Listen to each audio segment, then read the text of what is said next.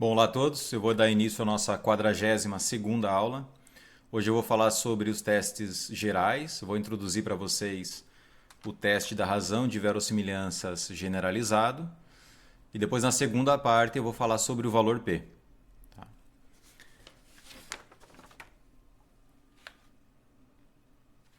Vou iniciar nossa lousa. Então, na última aula, nós estudamos os testes uniformemente mais poderosos e eles são aplicados a certos tipos de hipóteses, como vocês perceberam. Quando eu quero testar θ menor ou igual a um determinado θ0, ou, isso é a hipótese nula, ou θ maior ou igual ou menor ou igual, um dos dois. Quando eu quero testar θ igual a θ0 contra diferente, eu não consigo encontrar um teste uniformemente mais poderoso.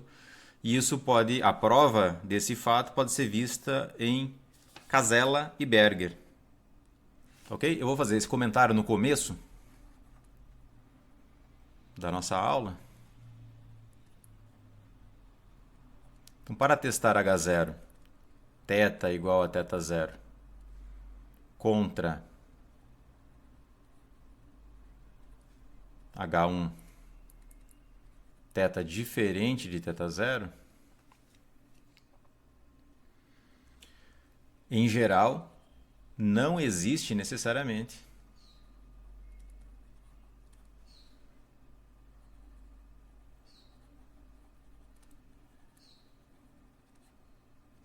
um teste uniformemente mais poderoso.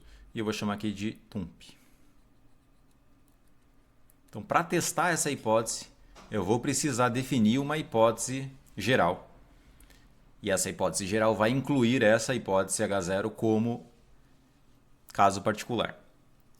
Tudo bem? Então, eu vou introduzir para vocês a definição de um teste geral. Eu vou primeiro definir as duas hipóteses, H0 e H1. Eu já comentei sobre elas, eu vou apenas refazer o que eu já fiz em outro momento. Deixa eu ver se eu já escrevi isso lá em cima. Não escrevi, então tá ótimo. Testes gerais. Eu vou enunciar do mesmo jeito que eu venho enunciando, seja x1 até xn, uma amostra aleatória de x, tá? Só para a gente ter uma estrutura inicial. Seja xn, a nossa amostra aleatória, composta por x1 até xn. Não precisava ser uma amostra aleatória, mas eu vou deixar nessa roupagem aqui porque é o que nós estamos fazendo desde o começo. Aqui o nosso θ ele pode estar no RP, para um P natural maior ou igual a 1.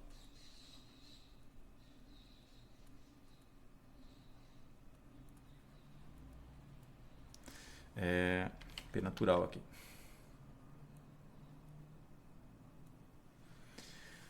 Tudo bem? E eu vou considerar duas hipóteses gerais. H0, θ pertence a um θ0 maiúsculo. E H1, a hipótese alternativa, θ pertence a θ1. E esse θ1 está fazendo o papel do complementar de θ0 em relação a θ. Então eu vou escrever isso exatamente dessa forma.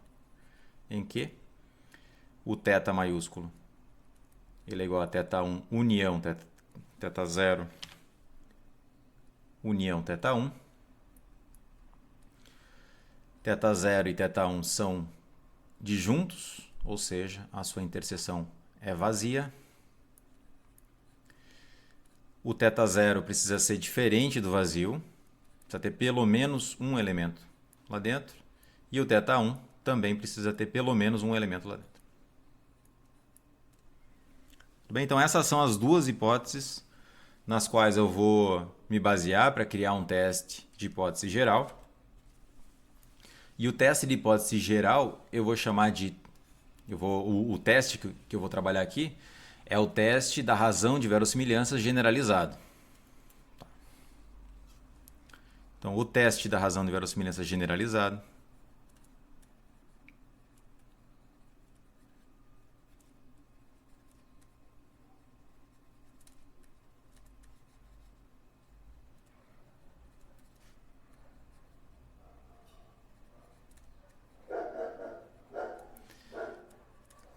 definido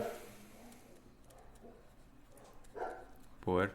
É uma função, obviamente, como vocês já viram, que vai do V, que contém os possíveis valores observados da sua amostra. Está no Rn, é um subconjunto do Rn. Vai levar valores no 0, 1. Então é uma função teste. 0 se eu não rejeito a hipótese H0, 1 se eu rejeito. Então ele vai ser o seguinte, tal que delta de x, de xn, sua amostra observada, ele vai ser 1 se o nosso xn pertence a um A de C e 0 se a sua amostra observada não pertence a esse A de C. Então eu rejeito se a sua amostra observada pertencer ao conjunto A, indexada por C, e eu não rejeito se não pertencer. Em que o conjunto A de C, ele vai me listar todas as possíveis amostras observadas em V, tais que o sup da função de verossimilhança para θ pertencente a θ1, é isso mesmo? Dividido pelo sup de L de xn para θ pertencente a θ0. Então é uma comparação entre o maior valor possível que a verossimilhança pode assumir na alternativa, dividido pelo maior valor possível que a função de verossimilhança pode assumir na hipótese nula. Eu quero rejeitar quando x pertence lá. Então, quando é que faz sentido rejeitar? Quando a função de verossimilhança tiver um máximo na alternativa muito maior do que o máximo da hipótese nula. Vocês concordam? Porque aí eu estou dizendo que a mais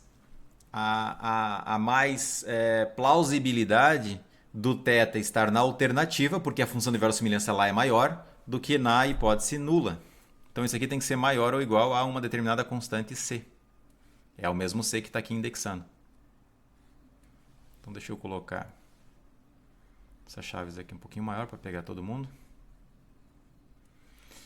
E claramente o C aqui ele precisa satisfazer uma restrição para ter tamanho do teste alfa, certo? Então eu não escrevi aqui, mas eu posso escrever agora para não deixar nenhuma dúvida. Então o tamanho do teste, o teste da razão de verossimilhanças generalizado de tamanho alfa, então vou escrever aqui para não ficar impreciso.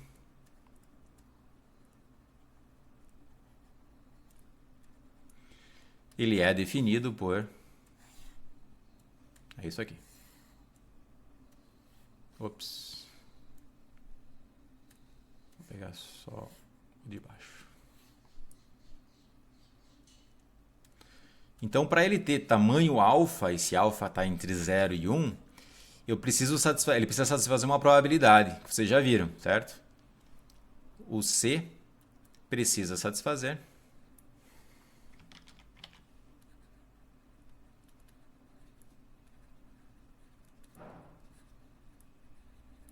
essa probabilidade. Então, eu vou pegar o sup da probabilidade. Ou seja, eu vou pegar o maior erro tipo 1, a maior probabilidade de rejeitar sob H0. Sempre que eu pego o sup em θ0, isso aqui significa, você pode interpretar como se fosse o sob H0, ou melhor, sob H0 é um erro. Então, estou rejeitando aqui sob H0. E isso tem que ser alfa, ou seja, no máximo eu erro alfa, que é o tamanho do teste. Só que para o delta ser igual a 1, ou o delta é igual a 1, C e somente C, a sua amostra está em A de C, perfeito? Então isso ocorre, C e somente C. Você não precisa verificar o de cima, você só precisa verificar o de baixo. Você vai calcular a constante C utilizando essa fórmula aqui de baixo. Então é a probabilidade máxima da nossa amostra aleatória estar em A de C. E isso precisa ser igual a alfa. Então, vou encontrar o C que satisfaz isso. Eu vou mostrar alguns exemplos para vocês, mas antes de mostrar o exemplo, eu vou apresentar uma derivação em alguns casos, quando a dimensão do θ1 é igual à dimensão do θ0. Desculpa. A dimensão do θ é igual à dimensão do θ1 e a dimensão do θ0 é estritamente menor do que a dimensão do θ. Perfeito? Então vou mostrar alguns casos agora. Na verdade, vou mostrar uma derivação que sai como caso particular quando a nossa função de verossimilhança é contínua e a dimensão do θ é estritamente maior do que a dimensão do θ0. Então é isso que eu vou escrever aqui. Ó. Assuma que a L de x θ é contínua. Isso aqui é a função em θ.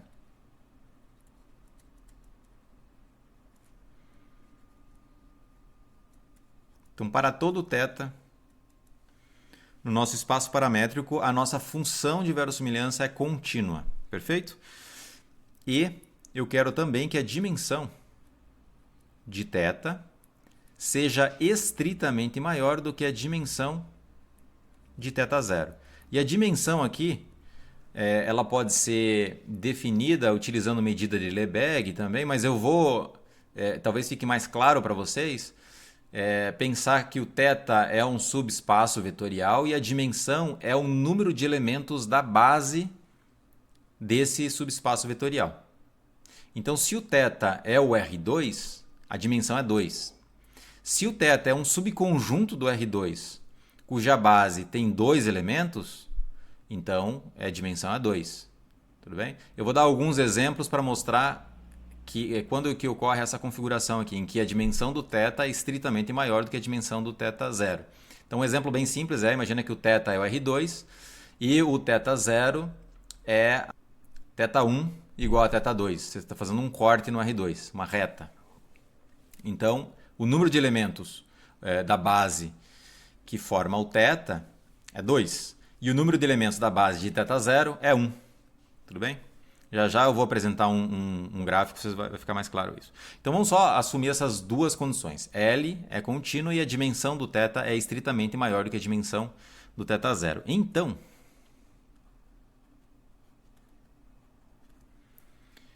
eu tenho que o sup, o maior valor possível em θ1 é exatamente igual ao sup em θ.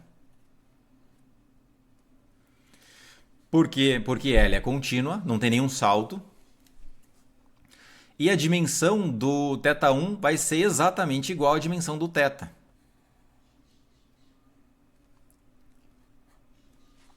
Então, como isso aqui ocorre, eu consigo agora fazer algumas manipulações. Vamos dar uma olhada na definição do conjunto A de C. Um xn está em A de C se ele satisfaz essa regra aqui. Então, o sup de L em θ1 dividido pelo sup de L em θ0 precisa ser maior ou igual a C. Então, vamos dar uma olhada aqui. Ó. Então, note que o x pertence a A de C, C e somente C. O sup de L de x para θ variando em θ1 dividido pelo sup de L de x para θ variando dentro de θ0, isso é maior ou igual a C. É a definição do A de C. Perfeito? Como eu tenho que o sup é igual, eu posso substituir o de cima.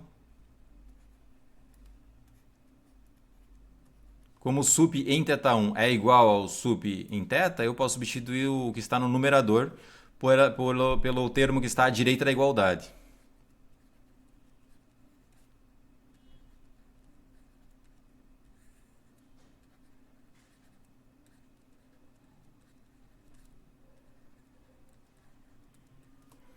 Isso precisa ser maior ou igual a C.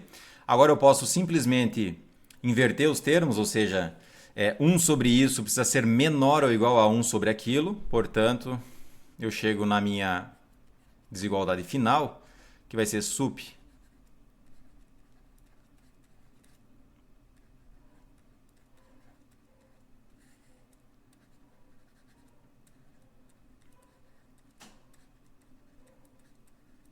isso precisa ser menor ou igual a 1 sobre C. Esse 1 sobre C eu vou chamar simplesmente de C1. É uma outra constante, são as duas constantes, elas são relacionadas. Tá? Então, o que é interessante ver, entender aqui é que se o x está em A de C, então esse mesmo x precisa satisfazer essa última desigualdade. Esse termo que está aqui à esquerda da desigualdade, ele é dito ser a razão de verossimilhanças. Tá? Dizemos que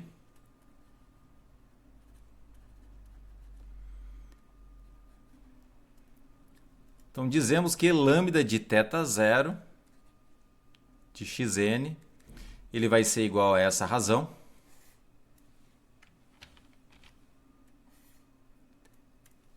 Essa quantidade ela é conhecida como, aqui eu vou colocar xn só para manter o padrão ali. Então, coloquei xn aqui, colocando xn ali. É a razão de verossimilhanças generalizada.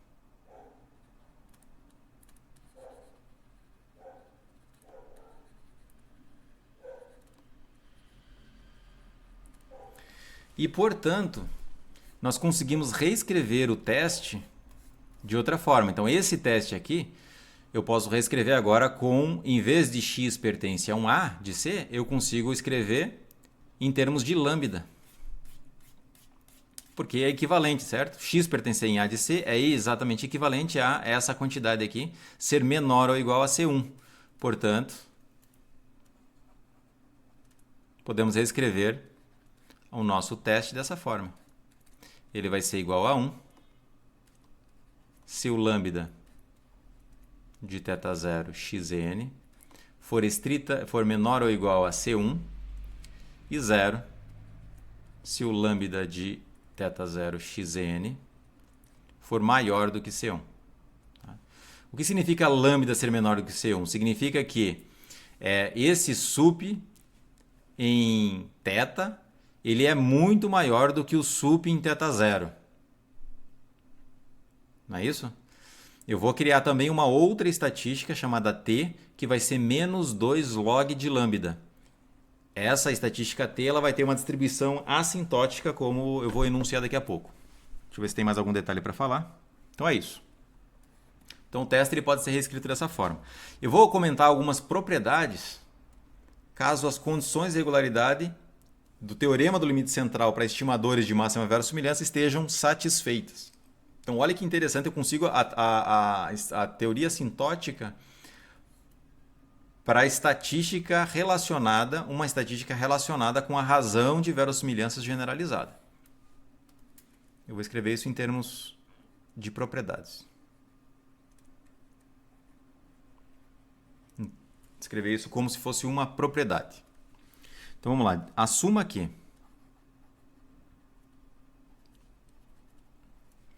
as condições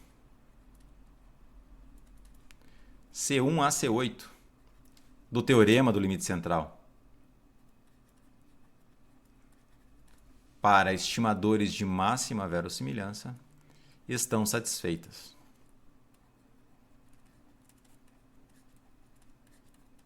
Ou seja, a nossa L ela precisa ser contínua necessariamente, porque não tem derivada, não é isso? E considere também a dimensão do θ é estritamente maior do que a dimensão do θ0. Já vou dar alguns exemplos, vocês vão internalizar melhor esse conceito da dimensão.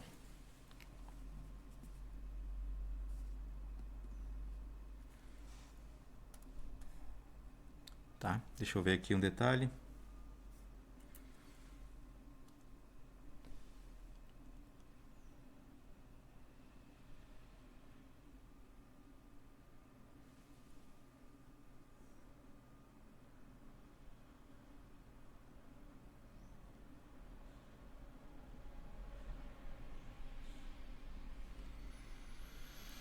Considere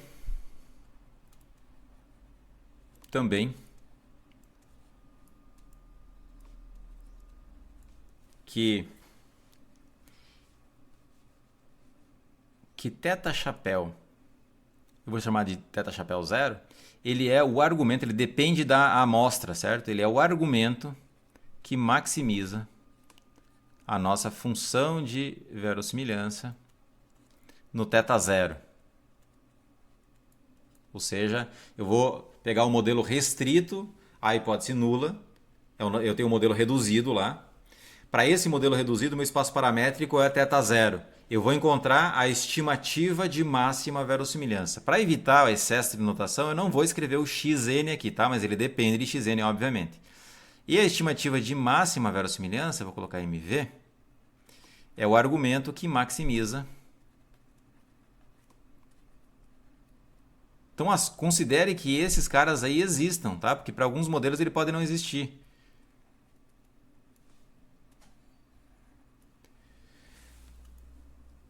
Tudo bem? Porque o teorema do limite central, ele garante que o θ chapéu que satisfaz a função score igual a zero, que zera a função score, aquele θ chapéu tem uma distribuição assintótica. Tá? Quando o máximo existe, esse θ chapéu ele vai ser o estimador de máxima verossimilhança, nos casos em que a função de verossimilhança é estritamente côncava. Não precisa ser estritamente côncava, mas nos casos em que ela tem um máximo. Aquele teorema ele garante que quando n cresce, a função de verossimilhança vai se tornando com apenas um máximo. Né? E não é o caso aqui, então eu tenho que considerar que o θ chapéu existe e o θ chapéu mv também existe, os dois existem. Tá? Eu tenho uma teoria assintótica para uma transformação da razão de verossimilhanças. Eu vou só fazer aqui um comentário em que o nosso θ chapéu zero é a estimativa de máxima verossimilhança, vou colocar EMV, tá? A estimativa de máxima verossimilhança para θ sob H0 ou, melhor, restrito a H0. Você vai pegar o modelo e vai reduzir ele para o modelo que está sendo especificado em H0. H0 está especificando o modelo, está dizendo que o modelo pode ser reduzido para um P caligráfico zero, e esse P caligráfico zero tem um espaço paramétrico dado por θ zero. Expliquei isso na penúltima aula.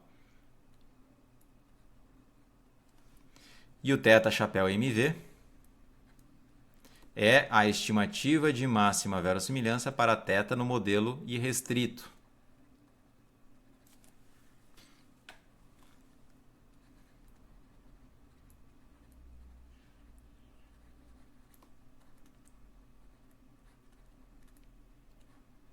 Irrestrito é o modelo original. Eu vou escrever o modelo original, acho que é melhor. O modelo irrestrito parece que vale para qualquer outro modelo, que não é bem isso, é o modelo original. Sem restrição. Perfeito? Então tá. Então agora eu consigo escrever a minha função, a minha razão de verossimilhanças desse jeito. Isso implica que lambda de θ0 xn, eu posso simplesmente escrever ele como L de θ chapéu zero dividido por L de θ chapéu mv. Então, em vez de escrever com sup, eu posso reduzir desse jeito, porque os máximos existem. Se não existir, aí não tem problema. Aí você escreve como sup mesmo, deixa do jeito que estava com sup. Aqui eu estou só tentando dar uma forma mais agradável para esse lambda. Tudo bem? Então ainda tem uma discussão um pouquinho a mais aqui. Além disso,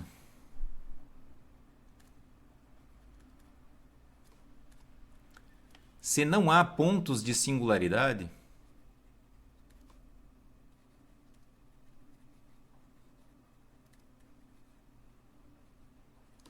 em θ0, então E o já vou explicar o que significa essas singularidades. Então, pode-se mostrar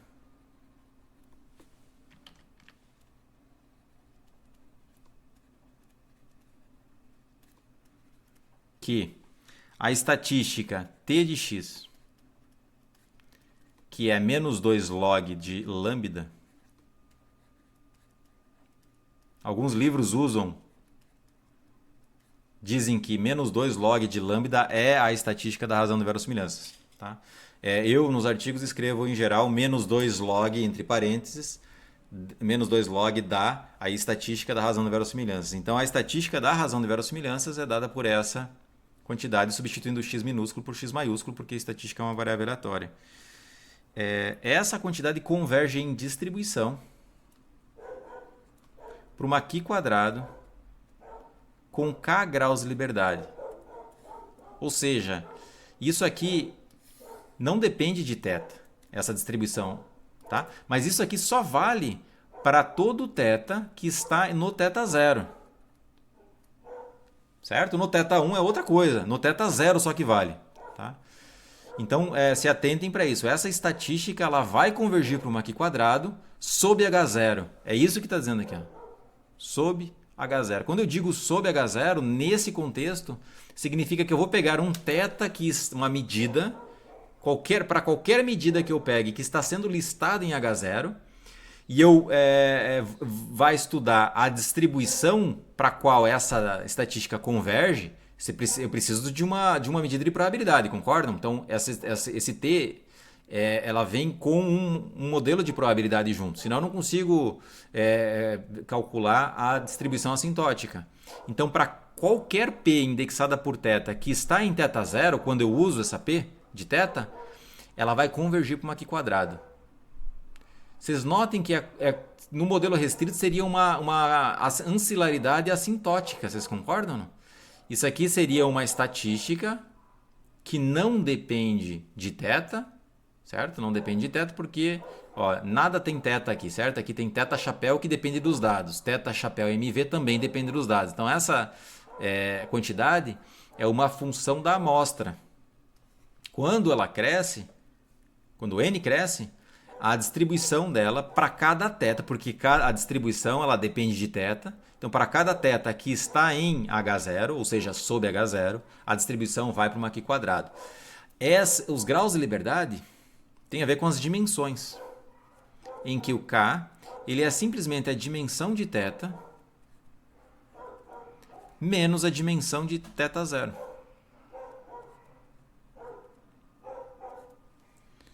Então, esse resultado assintótico é muito importante para fazer inferência aproximada. Então, deixa eu primeiro explicar a dimensão para vocês, dar alguns exemplos de dimensão e depois eu vou falar sobre singularidade. Tá bom? Observação. A dimensão de θ é calculada. Em vez de falar é calculado, eu vou falar é o número de elementos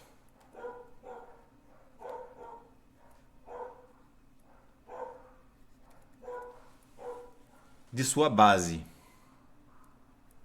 Álgebra linear. Tá? Por exemplo, se θ é igual a R2, então a dimensão de θ é 2. Vocês lembram aqui de álgebra linear, porque eu consigo uma base com dois elementos que formam o R2. Tá? E se o θ for, por exemplo, o intervalo 0, 1, produto cartesiano 0, 1, eu também tenho que a dimensão é 2.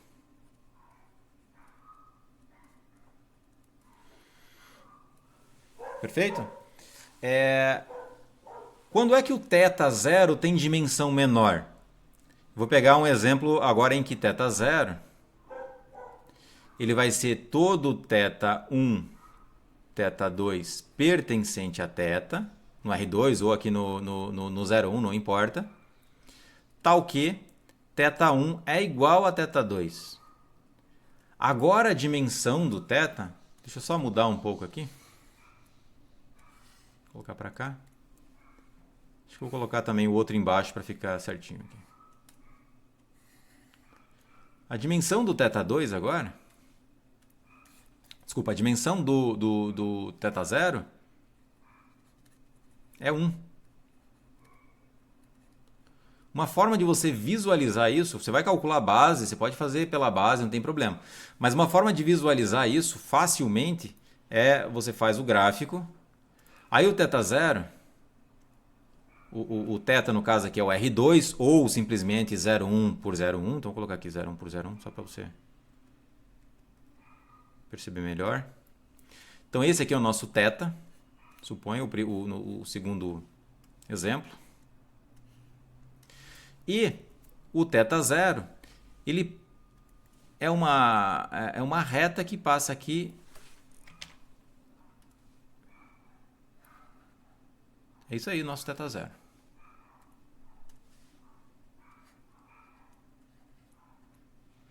Então notem o seguinte, que no θ cabe um quadrado, né? E um quadrado tem dimensão 2. Para tentar identificar rapidamente, certo? Por que tem dimensão 2? Porque eu consigo desenhar um quadrado lá dentro. No θ0 eu não consigo desenhar um quadrado, mas eu consigo desenhar intervalos dentro dele. Tá? Isso indica o intervalo que está no R1. O quadrado indica que está no R2. Tá? E se não fosse uma reta, fosse, por exemplo, uma curva aqui, certo? Assim. Também eu consigo fazer intervalo dentro dele, não consigo colocar um quadrado. Então isso dá um indício informal de que a dimensão do nosso θ0 é 1. Tá? Então é uma forma. Se o θ0 cabe um cubo, então a dimensão dele é 3. E assim por diante. Tá? Nós não vamos trabalhar com nenhum subespaço vetorial muito complexo, sempre vai ser alguma coisa simples assim. Tá? Ou está no R2, ou está no R1, ou está no R3, ou no RP. Tá? Não vai ser uma coisa muito complexa. O θ0, agora, a questão dos pontos de singularidade. A singularidade ela tem a ver com uma reta tangente aos pontos. Eu não vou definir formalmente singularidade porque esse curso não é tão avançado para isso. Eu precisaria definir cones tangentes e uma série de outros objetos matemáticos, e isso me exigiria muito tempo fazer isso. Então vou tentar explicar de maneira informal. Tá? Vou dar 2 exemplos, um sem singularidade e outro com singularidade. Então imagina aqui que o nosso θ, deixa eu fazer aqui do ladinho mesmo.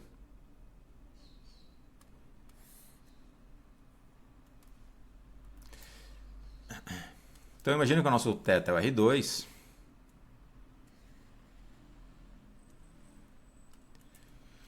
Aí um ponto sem singularidade, tá? Então seria isso aqui. Imagina que o nosso θ0 é uma curva, é uma reta que passa aqui de 45 graus. Vai até o infinito, tá?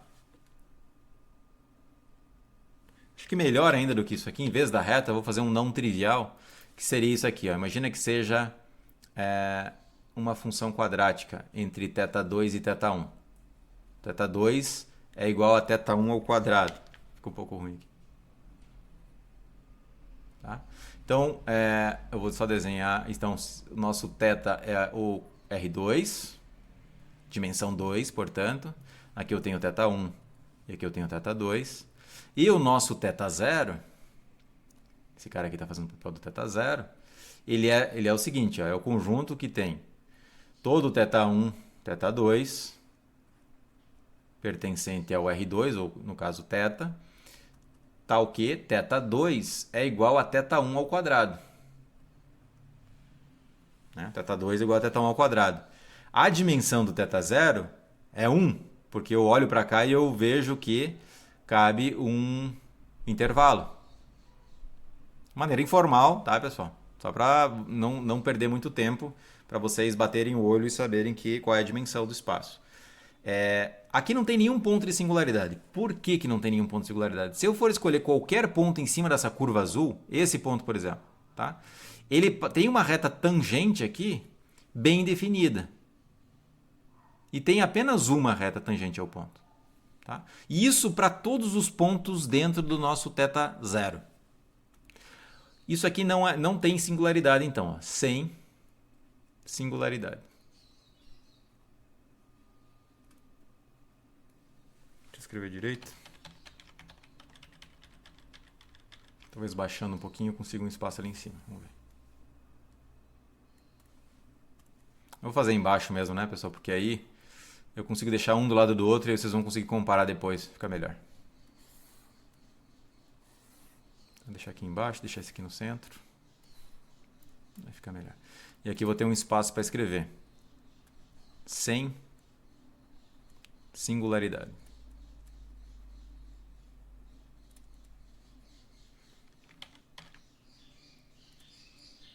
Nossa, meio ruim aqui o negócio. Singularidades, tá? Agora eu vou fazer um desenho em que tem singularidade, só para vocês terem uma ideia. Então imagine o nosso θ de novo R2, só que agora, em vez de θ2 igual a θ1 ao quadrado, eu posso pensar na função módulo aqui. θ2 é módulo de θ1. Ou poderia pensar numa cúspide também. Tem vários exemplos de singularidade, mas eu vou tentar apresentar esse aqui que é interessante. Então vamos imaginar que tem uma reta para cá, positiva, e tem uma reta para cima também positiva. O nosso θ zero, eu já defino o θ zero para vocês entenderem exatamente a definição teórica. Então, o nosso θ aqui é o conjunto do R2 e o nosso θ zero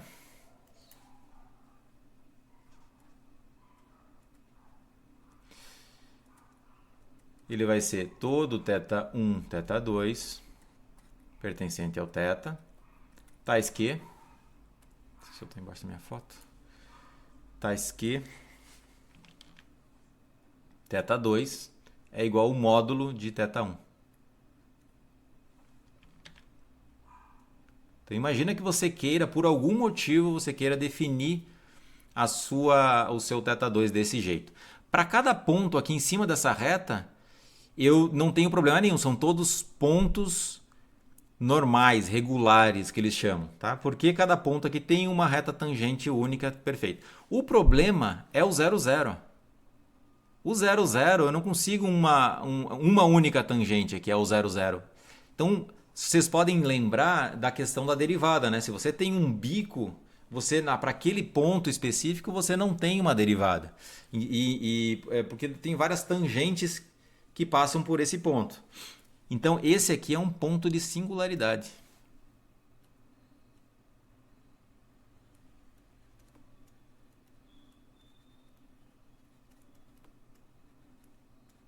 Vocês não precisam saber muito disso aqui, porque eu não vou passar na prova, nada disso, para vocês tentarem identificar a singularidade. Mas é importante que vocês saibam, caso vocês precisem derivar teoria e o seu conjunto θ0 é desse tipo.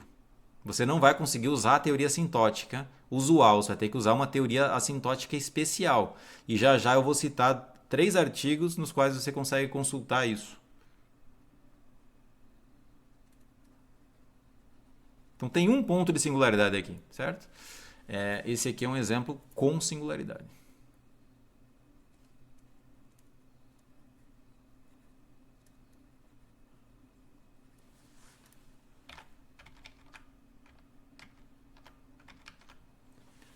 Bom, acho que está relativamente claro isso aqui. Eu estou trabalhando sempre no caso regular, tá? Aqui só tenho pontos regulares e aqui todos os pontos são regulares menos um. Eu tenho um ponto não regular, é um dito ser ponto de singularidade. Tem um outro também, um outro exemplo. Eu vou fazer só um terceiro que também tem uma singularidade aqui. Então imagina que você tem, eu não lembro exatamente da forma, eles chamam isso aqui de cúspide. Se você colocar aí agora no Google, você vai ver alguma coisa nesse... Não estou conseguindo fazer o desenho direito aqui. Tem a ver com θ2 é igual ao módulo de θ1 ao cubo, alguma coisa nesse sentido, θ2 ao quadrado. Não. θ2 ao quadrado é igual a módulo de θ1 ao cubo, alguma coisa nesse sentido. Então aqui também é um ponto de singularidade, porque tem um bico. Não tenho certeza agora qual é a restrição que forma o θ0. Então o nosso θ aqui também é o R2. Então dimensão do θ é 2. Dimensão do θ0 é 1, porque eu consigo aqui, olhando, né, de maneira informal, consigo retângulos, não, intervalos. E esse ponto é um ponto de singularidade.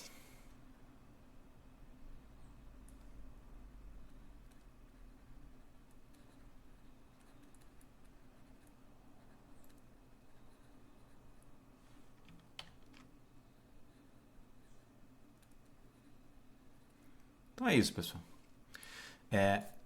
Agora vocês já sabem, então, identificar a dimensão do conjunto. Tá? Você consegue identificar a dimensão de θ, a dimensão de θ0 e saber se o conjunto tem singularidades ou não. Esse resultado aqui só vale, vou até deixar ele num ambiente fechado, só vale quando o nosso θ0 tem dimensão menor do que θ.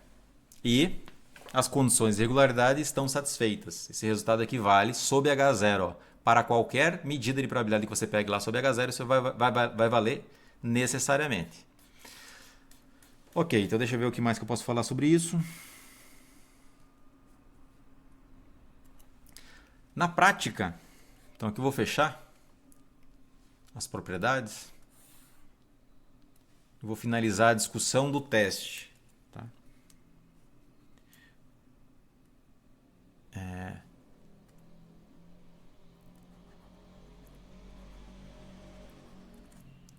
Na prática, devemos saber ou devemos encontrar a distribuição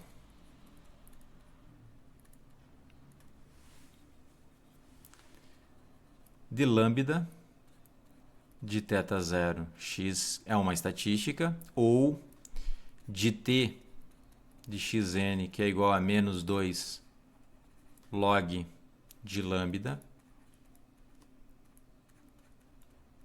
Uma vez que você tem a distribuição, você consegue encontrar aquela constante c do nosso teste.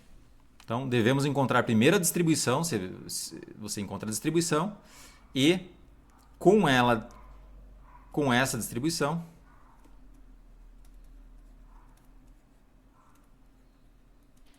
encontramos a constante que satisfaz a restrição do tamanho do teste.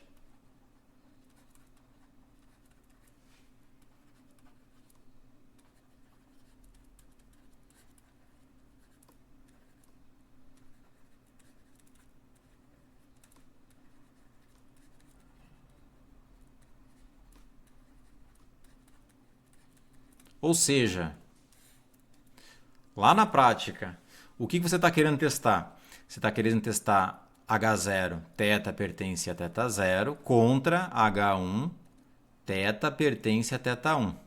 Perfeito? Aí você vai usar uma função teste e você vai verificar se a sua amostra observada ela satisfaz uma determinada restrição, ou seja, se o lambda... Você precisa calcular essa razão de verossimilhanças para aquela amostra observada. Você vai verificar se isso é menor ou igual àquela constante C1. Deixa eu só ver se está certo isso. Constante C1, cadê? Está certinho, né?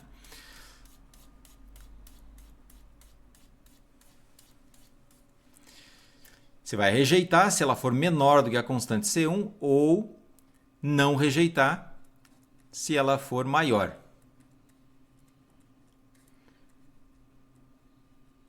Isso se você for usar a razão de verossimilhanças, lambda. Mas você pode usar t, que é menos 2 log de lambda. Aí eu posso fazer certas manipulações aqui. Você vai aplicar log dos dois lados, vai manter a desigualdade. Aí quando você multiplica por 2 dos dois lados, mantém a desigualdade do jeito que está. E quando você multiplica por menos 1 dos dois lados, a desigualdade se inverte. Tá? Você pode calcular o teste dessa forma, usando lambda, ou você também pode calcular o teste usando a t. Vai dar exatamente o mesmo resultado, porque elas são resultados equivalentes, tá, pessoal? A t ela está conectada com o lambda e lambda está conectada com t por meio de uma função bijetora. Então aqui vai ficar maior ou igual, porque a única coisa que muda é que é uma função bijetora decrescente. Só que agora não vai ser C1, eu vou chamar de C2, tá? É uma outra constante que depende de C1. Tá? O C2 ele vai ser menos 2 log de C1.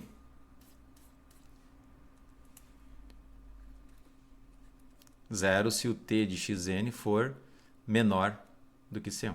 C2, desculpa. Tá?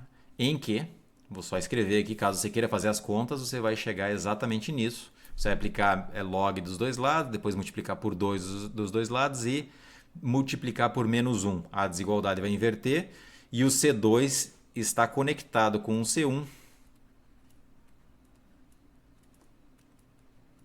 por meio dessa função aqui, menos 2 log de C1.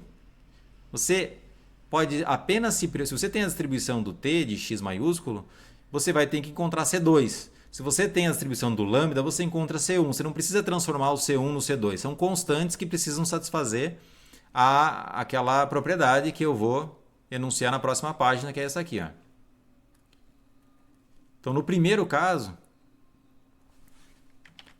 o sup sobre H0, no melhor você vai pegar a maior probabilidade possível sobre H0. Então, primeiro o que você vai fazer? Você vai... Deixa eu só terminar aqui, eu já falo. Peraí. Então, isso aqui é lambda. Se você tem a distribuição de lambda, então você vai ter que calcular a probabilidade do lambda de xn maiúsculo ser menor ou igual a C1. Tá? Você vai encontrar a constante C1. Então, a maior probabilidade possível disso precisa ser igual a alfa. Então, esse aqui precisa satisfazer isso ou precisa satisfazer esse outro aqui. C1 e C2 estão relacionadas da forma que eu mostrei para vocês. Isso aqui precisa ser maior ou igual a C2. Então, isso é igual a alfa. A probabilidade disso, no máximo, sobre H0, precisa ser alfa. Eu vou lá e encontro C2 e encontro C1. Tá? Se você não tem a distribuição exata, eu vou mostrar um caso em que você tem a distribuição exata de t e eu vou encontrar a constante C2. Se você não tem, você vai precisar usar a distribuição assintótica. E eu vou mostrar também um exemplo em que você vai usar a distribuição assintótica. Se não sabemos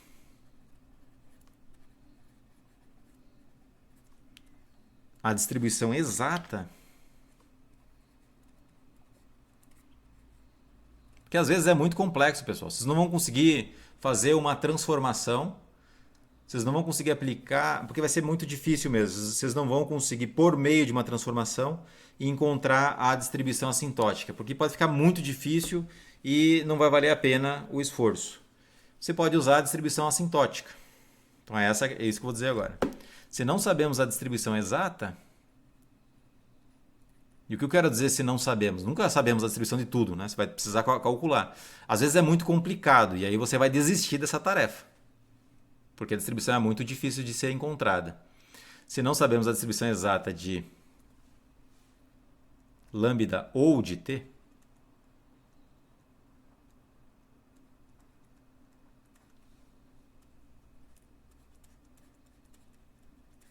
usamos a distribuição assintótica.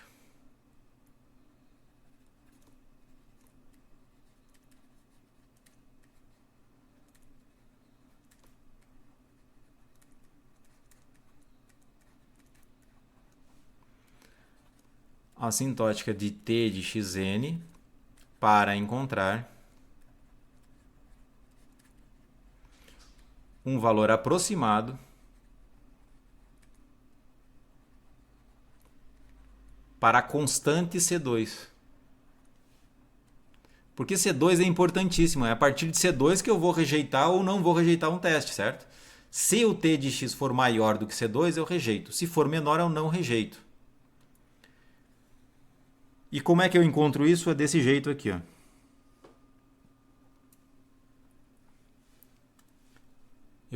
Precisa satisfazer, eu preciso encontrar um C2 de tal forma que a distribuição que quadrado, que é uma variável que quadrado, seja maior ou igual a C2. Isso precisa ser igual a alfa para todo... Não tenho indexado por θ aqui, porque a distribuição não depende de θ, certo? Então, o C2 que satisfaz isso aqui, numa Q quadrado com K graus de liberdade, é o C2 que eu vou utilizar como ponto de rejeição. É o ponto a partir do qual eu começo a rejeitar. Então, deixa eu escrever isso, ó. Aqui quadrado, esse Q ao quadrado K é uma variável aleatória Q quadrado com K graus de liberdade. E o K é igual à dimensão de θ menos a dimensão de θ zero. Tá? Aqui, esse θ é maiúsculo, tá, pessoal? Só precisa não confundir com θ minúsculo.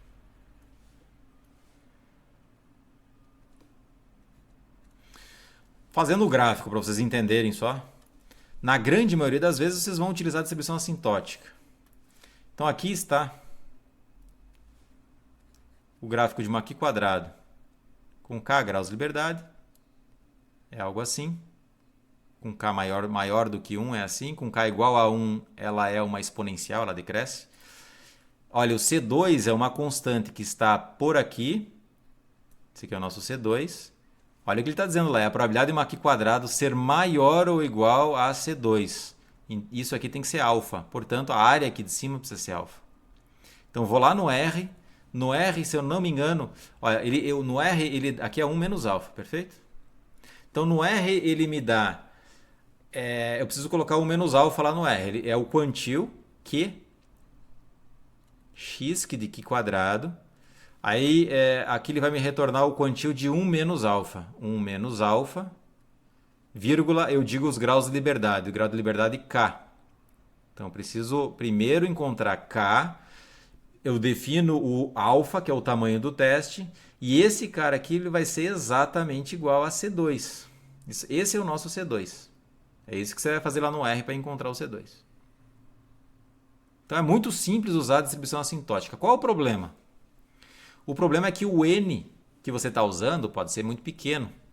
O modelo que você está assumindo é muito complexo, é um modelo não linear, com muitas variáveis, com muitos parâmetros, e aí você precisaria de um N, de um tamanho amostral grande para fazer essa aproximação.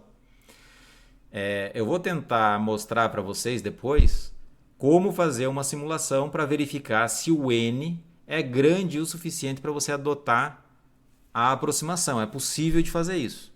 Então você tem lá o seu banco de dados, você pode ver o tamanho amostral do seu banco de dados, e aí você pode verificar se aquele N é grande o suficiente para você fazer a aproximação. Bem, depois eu faço um exemplo para vocês entenderem bem. Então acho que é isso aqui, essa primeira parte. Agora eu vou definir para vocês a estratégia, então. Tá? Qual é a estratégia para usar esse teste aí? Vocês vão primeiro... Vocês têm a sua hipótese que querem testar. E aí você tem os seus dados e a sua estatística, perfeito? A primeira coisa que você vai verificar é o seguinte. Deixa eu escrever aqui estratégia.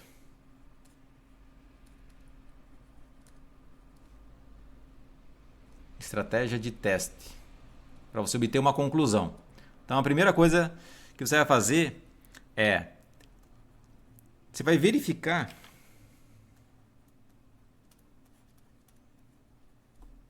se a sua estatística no valor observado, na sua amostra observada, você tem uma amostra E para essa amostra você consegue calcular o valor da sua estatística, vai dar um valor numérico.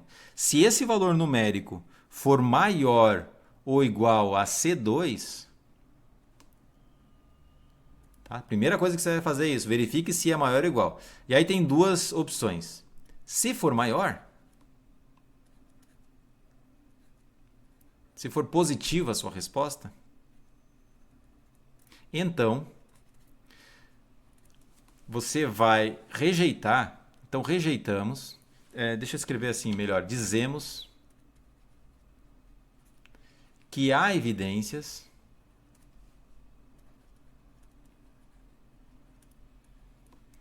para rejeitar H0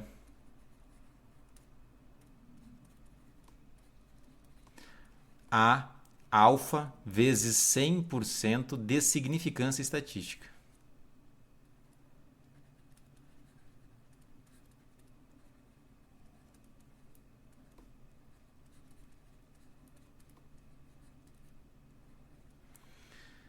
Ou seja, você vai rejeitar a hipótese nula a alfa vezes 100% de significância estatística se a sua estatística observada for maior ou igual à constante C2 que você encontrou ou pelo método assintótico ou pelo método exato. Por outro lado, se for menor, eu vou copiar e colar. Dizemos que não há evidências para rejeitar a hipótese.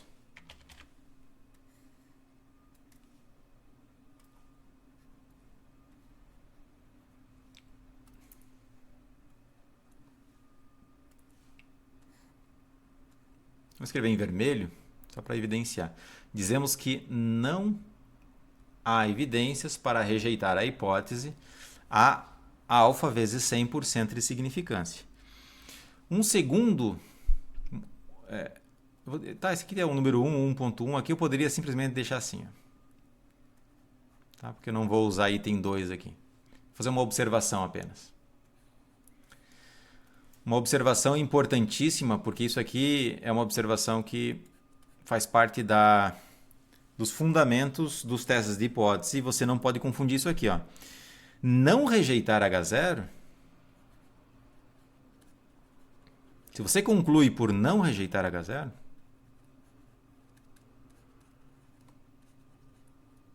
então suponha que você conclui isso aqui, isso não significa aceitar H0. Por que isso aqui, na verdade? Porque aí você vai para aquela discussão de que a sua hipótese alternativa não é a negação da hipótese nula. Se fosse, aí sim faria sentido, porque aí você está em um mundo em que as duas elas são exaustivas e representam o espaço todo. Mas na vida real, isso talvez valha em teoria dos jogos, certo? Quando você consegue de verdade dividir o espaço. Mas no mundo real, no mundo da ciência, no mundo da análise de dados, inteligência artificial, isso não vai acontecer, porque você não consegue representar de maneira exaustiva todos os modelos possíveis que explicam o seu experimento. Então, filosoficamente, não rejeitar H0 não significa aceitar H0. Então agora eu vou apresentar alguns exemplos e depois disso eu vou passar para o valor P.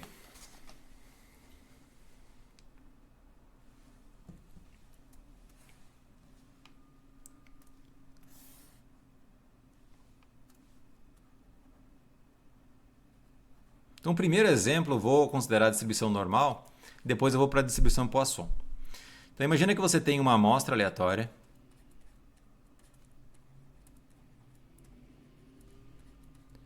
de x normal 0,3, tá? Vou colocar a variância igual a 3 aqui, só para não deixar variância igual a 1.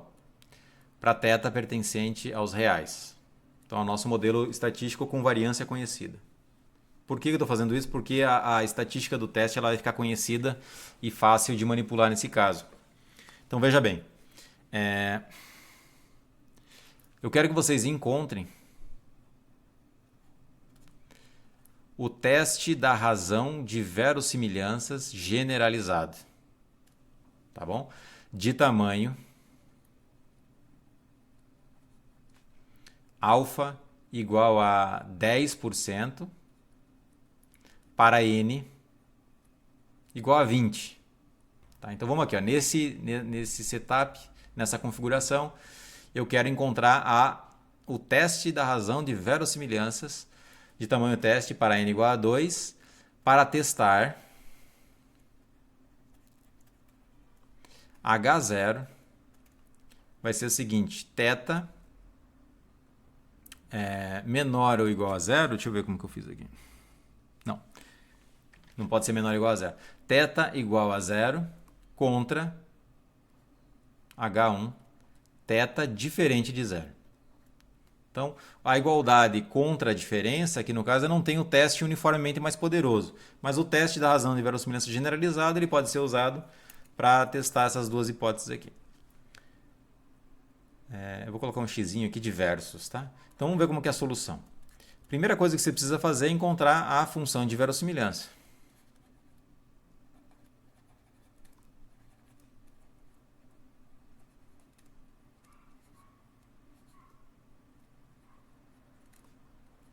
Então a função de verossimilhança, ela é... Vocês já fizeram várias vezes isso aqui, vocês já sabem. Isso aqui vai ficar 1 sobre raiz de 2π elevado a n. Então, n dividido por 2 aqui em cima. 3 é a variância, elevado a n dividido por 2, que é a raiz quadrada da variância fica aqui embaixo também. Exponencial de menos meio vezes 3. Eu vou deixar aqui com vezes, tá? Porque depois eu posso tentar melhorar isso de algum jeito. Deixa eu colocar isso aqui um pouquinho mais para cima.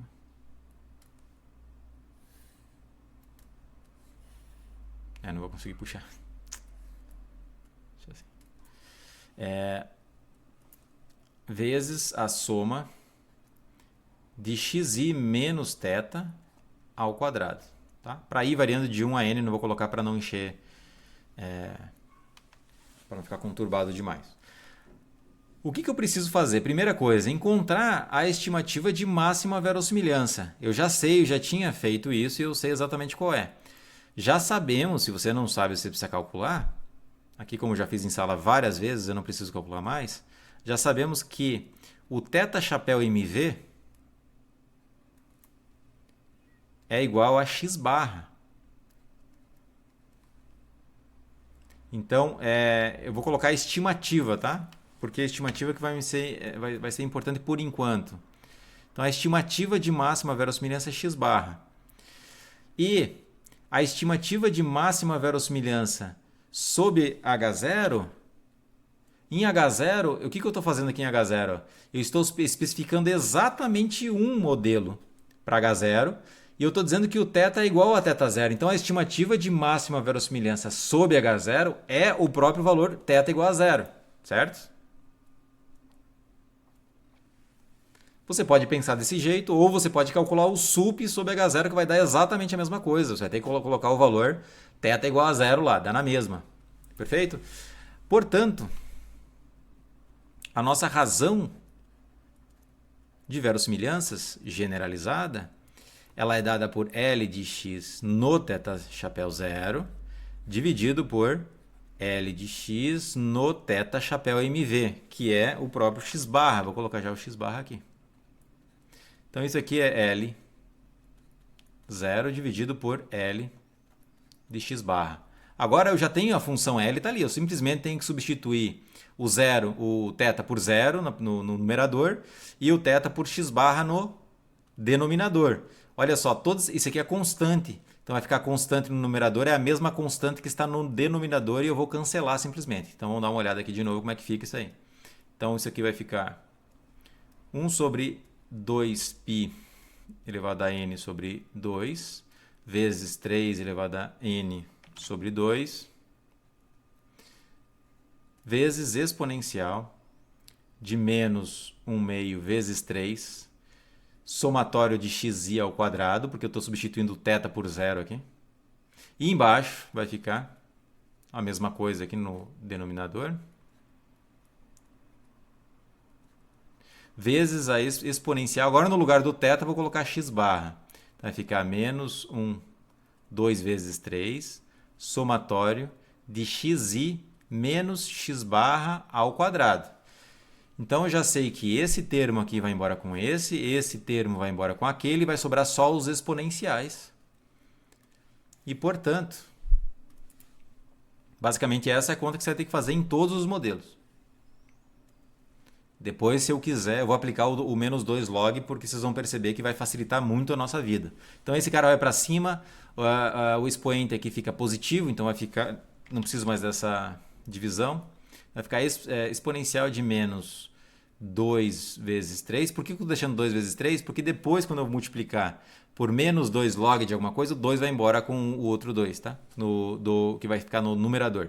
Então vamos ver como é que fica aqui, ó. Somatório de xi ao quadrado. Esse aqui vai positivo lá para cima. Esse 1 meio vezes 3 eu posso deixar em evidência. Está menos na frente, então fica menos aqui, perfeito? Então menos com menos mais. É somatório de xi menos x barra ao quadrado. Perfeito. Então agora eu vou abrir esse quadrado aqui, vai ficar xi quadrado menos 2 vezes o primeiro vezes o segundo e assim por diante, né? Então olha só. Esse somatório de xi quadrado vai embora com o somatório de xi quadrado que vai ficar aqui. Esse menos com o menos da frente vai ficar lá menos 2 xi vezes x barra. Vai ficar mais então. Mais 2 vezes somatório de xi vezes x barra. Aqui vai ficar mais x barra ao quadrado, com o menos fica menos. N vezes x barra ao quadrado, porque eu estou somando n vezes x barra ao quadrado. Então, olha que interessante agora, esse x, somatório de xi ao quadrado com menos somatório de xi ao quadrado vai embora. Eu posso multiplicar por n aqui, dividir por n, e esse aqui fica x barra, então vai ficar 2 vezes x barra ao quadrado. Então, exponencial de menos 1 sobre 2 vezes 3. Então, aqui vai ficar 2 vezes n vezes x barra ao quadrado menos n vezes x barra ao quadrado. Então, menos 2 vezes n x barra ao quadrado, menos não, né? 2 vezes n vezes x barra ao quadrado menos n vezes x barra ao quadrado. Isso aí é simplesmente n vezes x barra ao quadrado.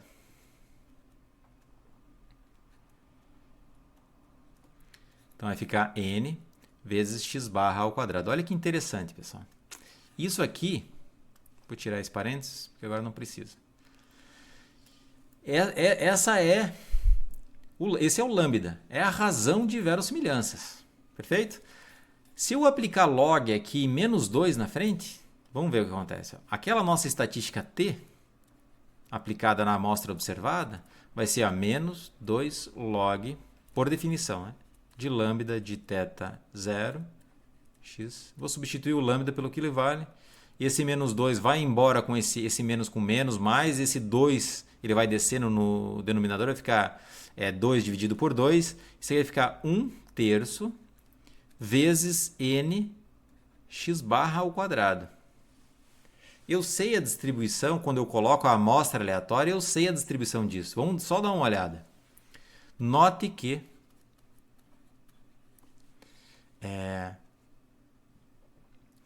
x barra ele tem uma distribuição normal com média 0, com média θ. Vou fazer assim primeiro, tá? Depois vocês vão ver que sob H0 vai acontecer alguma coisa. E variância 3 dividido por n. Naquele contexto, para esse modelo. Por quê? Porque a nossa variável populacional tem uma distribuição normal com média θ e variância 3. Então, para qualquer valor de θ, x barra tem essa distribuição. Perfeito? Eu quero encontrar a distribuição do t quando eu coloco a amostra aleatória aqui. Vai ficar 1/3 de n vezes x ao quadrado. Se isso aqui acontece, isso aqui implica que x barra menos θ dividido por raiz quadrada de 3 dividido por n, isso tem distribuição normal 0,1. Perfeito? Notem que o n aqui tá, eu posso colocar lá em cima, né? Isso aqui implica 6 somente c, tá? Por enquanto é 6 somente c. Isso aqui também é 6 somente c. Porque disso eu consigo isso e do segundo eu consigo o primeiro. Então, lembrando que como eu tenho n, raiz quadrada n aqui embaixo, ele sobe. Então, dividido por raiz quadrada 3. Perfeito. E isso tem distribuição normal 0,1. E quando uma variável que tem distribuição normal 0,1, quando eu elevo ao quadrado, eu tenho uma aqui quadrada. Portanto, quando eu elevo aquilo ao quadrado, eu tenho x barra menos θ, isso aqui ao quadrado, dividido por 3. Isso tem uma distribuição qi quadrado com 1 grau de liberdade. Pronto. Sob H0, olha só, note que sob H0, ou seja, quando θ é igual a 0, eu vou pegar a medida relacionada com θ igual a 0. Então, eu vou substituir aqui o θ por 0 e vou pegar a medida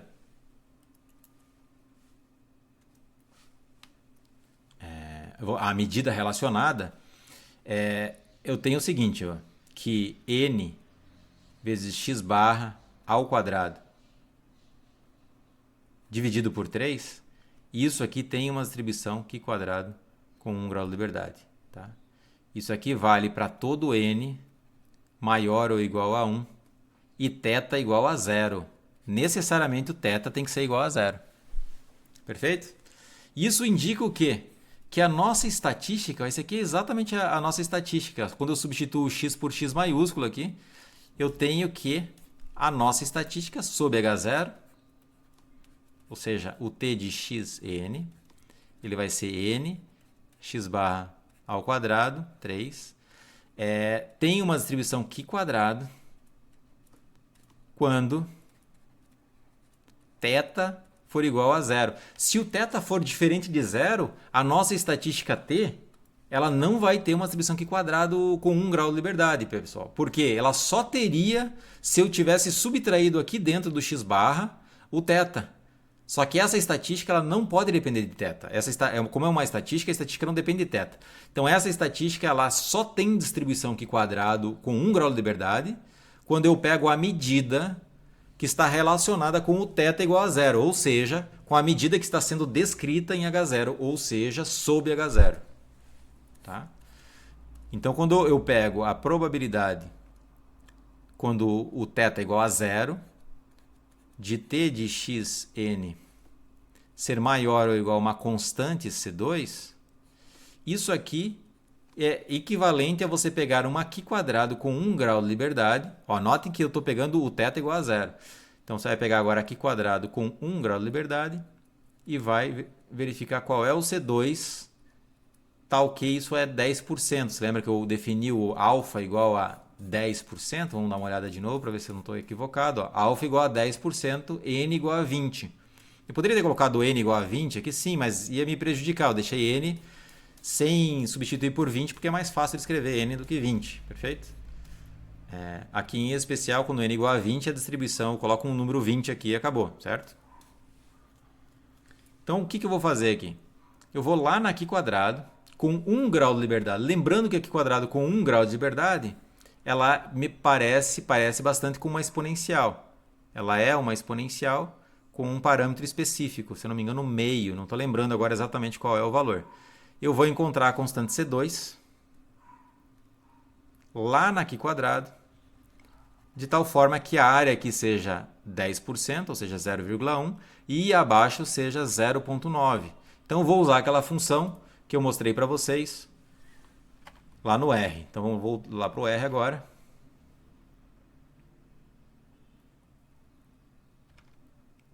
Eu vou fazer exatamente isso. Então, como eu disse para vocês, qx 0,9, ou seja, 1 menos alfa, com quantos graus de liberdade? Aqui, 1 grau de liberdade. A nossa qi quadrada é com 1 grau de liberdade. Isso dá 2,7. Então, voltando para lá, 2,7.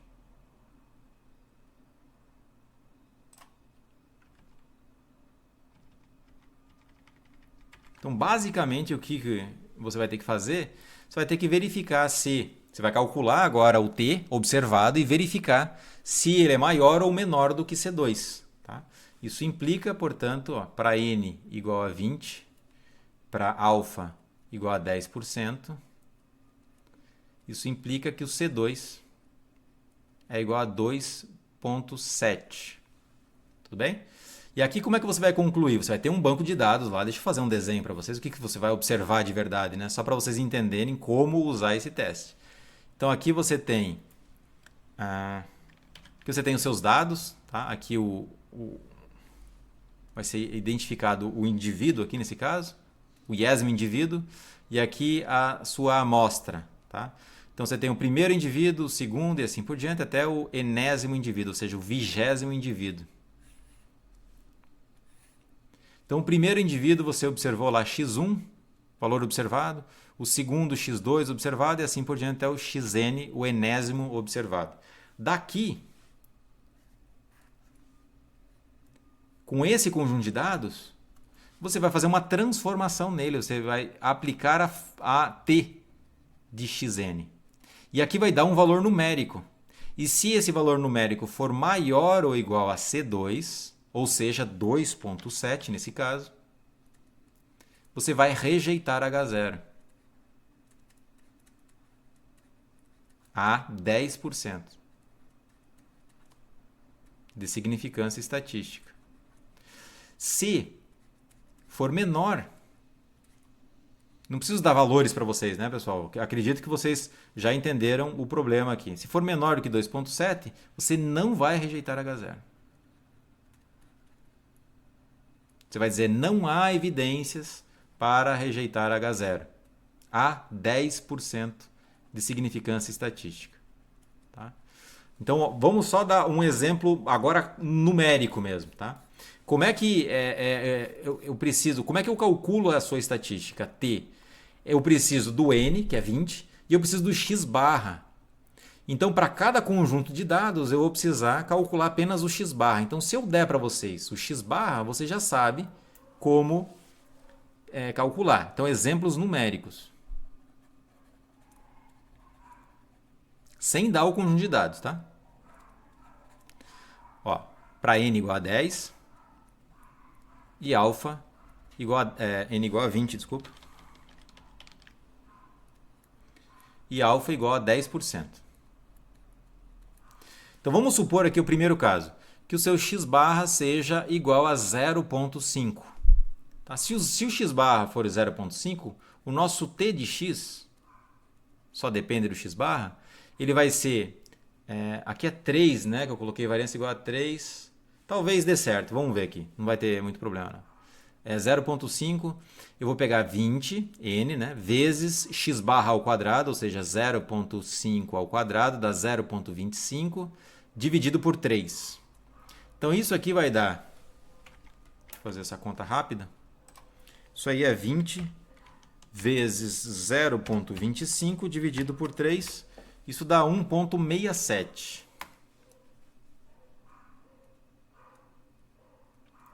1,67 é menor do que 2,7. Portanto,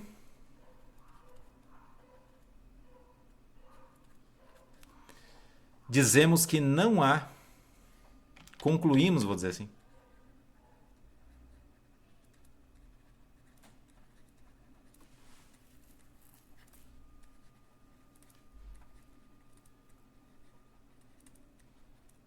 para rejeitar, não há evidências para rejeitar H0.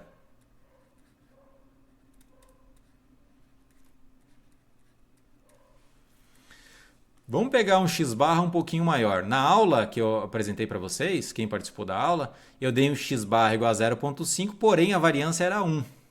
Aqui a variância 3, ela acaba atenuando o valor da estatística, certo?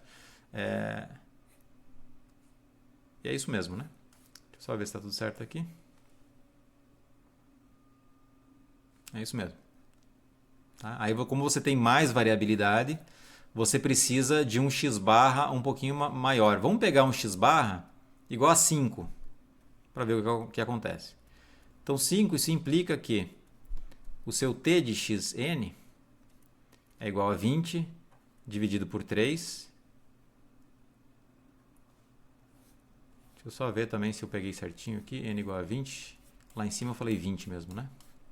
Escrevi 20. N igual a 20, tá certo. É isso aí. Uhum.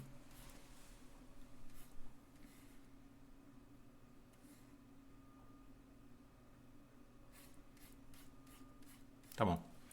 E aqui eu vou pegar agora 5 ao quadrado, que dá 25. Né? 25. Eu vou fazer essa conta aqui. 20 vezes 25 dividido por 3. Agora já ficou bem grande. 166,67. Então olha como 5 agora é muito diferente de 0, né? 0,5 já não era tão diferente de 0. Mas o 5 já é muito diferente de 0. Eu poderia ter pego, por exemplo, 2. Eu vou dar mais um exemplo com 2 para ficar aí no meio termo. Tá? Aqui concluímos que há fortes evidências, né? Porque ele é muito maior do que 2,7. 2,7 é o ponto de corte. Acima dele eu rejeito, abaixo eu não rejeito. Então eu vou concluir agora, para esse conjunto de dados que me gerou uma média de valor igual a 5, de uma normal, com variância 3. Então concluímos que agora há evidências. E sempre coloquem a significância estatística. Tá? Eu não coloquei ali, mas eu preciso colocar dizendo que qual é a significância estatística. Não há evidências para rejeitar H0, há 10% de significância estatística.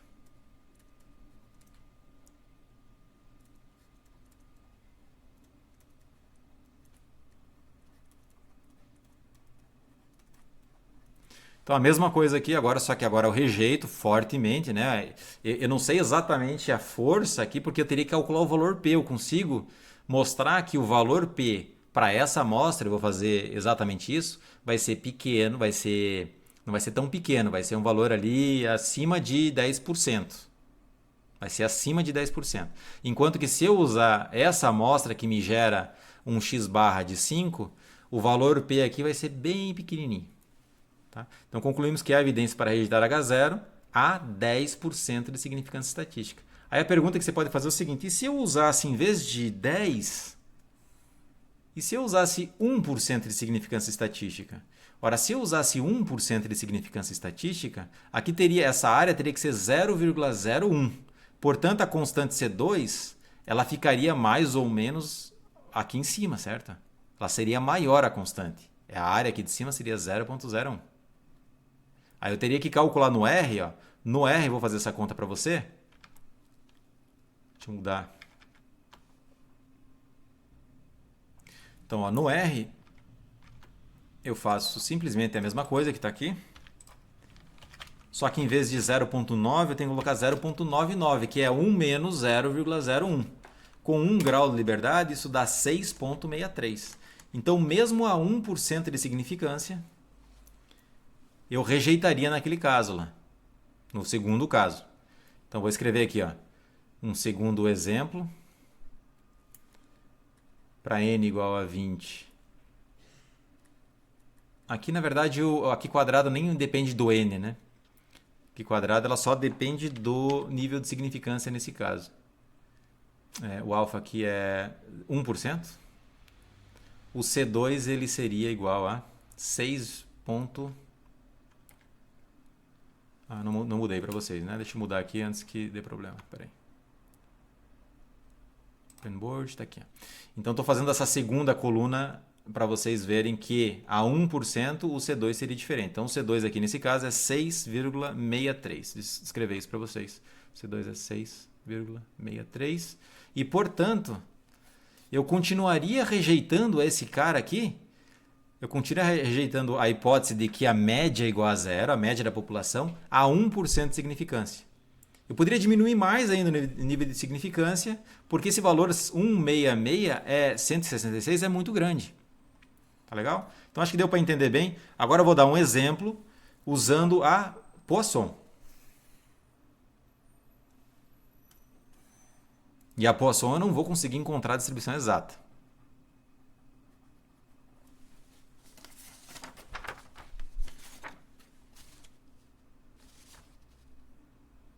Ótimo. Deixa eu só ver se está gravando ainda. Tá tudo ok? Perfeito. Então, exemplo, agora imagina que você tem a amostra x1 até xn.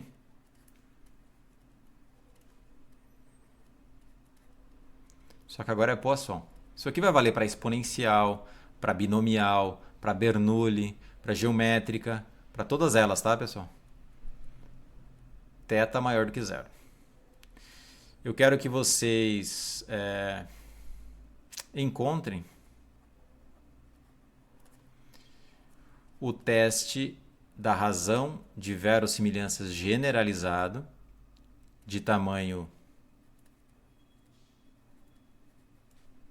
alfa igual a 15%, e n igual a 40, vai, para testar H0, θ igual a... Vou colocar θ igual a 1 e θ diferente de 1. Θ igual a 1 contra H1, θ diferente de 1. Eu vou trabalhar só com essas hipóteses, tá? Para o teste da razão de verossimilhança generalizado. Igualdade contra diferença. Eu vou usar esse padrão. Se vocês quiserem testar para outros casos, vocês podem fazer. Mas aqui nessa aula eu vou fazer só para esses dois e na prova também vou cobrar só para igualdade contra a diferença. O que eu quero que vocês façam? Encontre o teste da razão de verossimilhanças aproximado, tá? Por meio da aproximação. Minha letra está ficando ruim.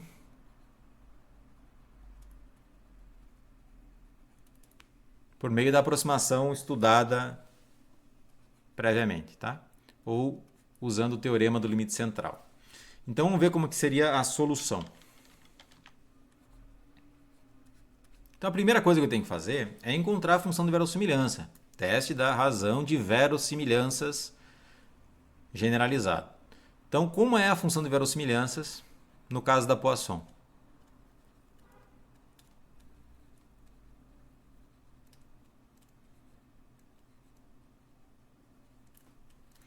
Ela depende de θ, ela vai ser exponencial de menos nθ vezes θ elevado a somatório de xi dividido pelo produtório de xi fatorial. Cada xi aqui é fatorial e eu vou pegar o produtório deles. Vocês vão perceber que esse produtório de xi fatorial ele vai ser relevante porque eu vou pegar a razão de verossimilhanças. Ele é constante em relação a θ, então a razão de verossimilhanças vai ter mesmo denominador. Eles vão se cancelar.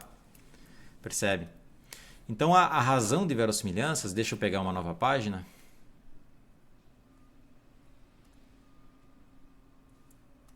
Ela vai ser dada por, eu vou calcular o nosso lambda de θ1, porque vai que ela tem uma distribuição exata, né?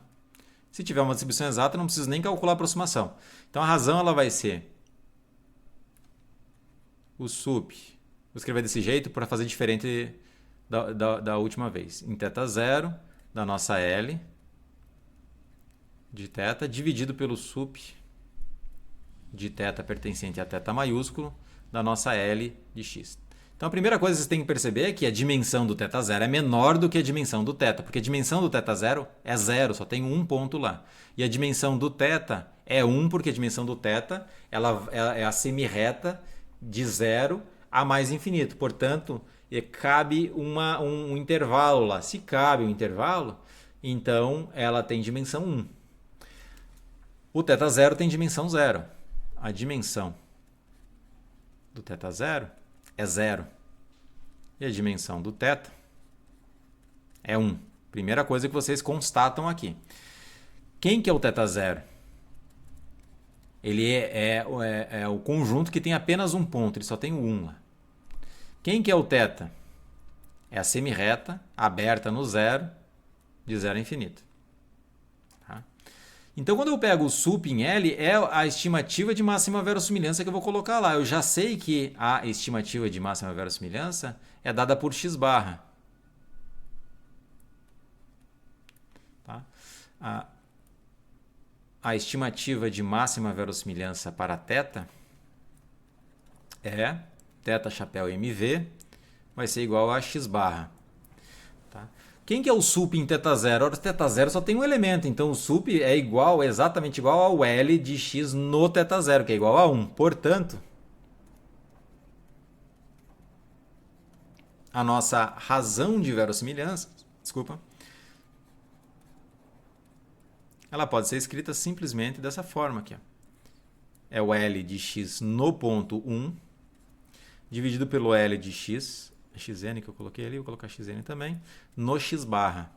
Ok, vamos colocar então, quando é igual a 1 vai ficar exponencial de menos n, θ igual a 1, vezes 1 elevado a qualquer coisa, dividido, deixa eu colocar assim para cima,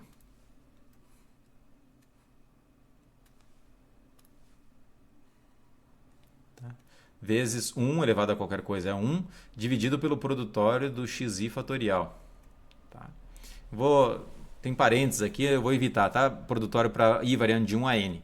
E aqui embaixo é x barra, vai ficar exponencial de menos n vezes x barra, vezes x barra elevado a somatório de xi.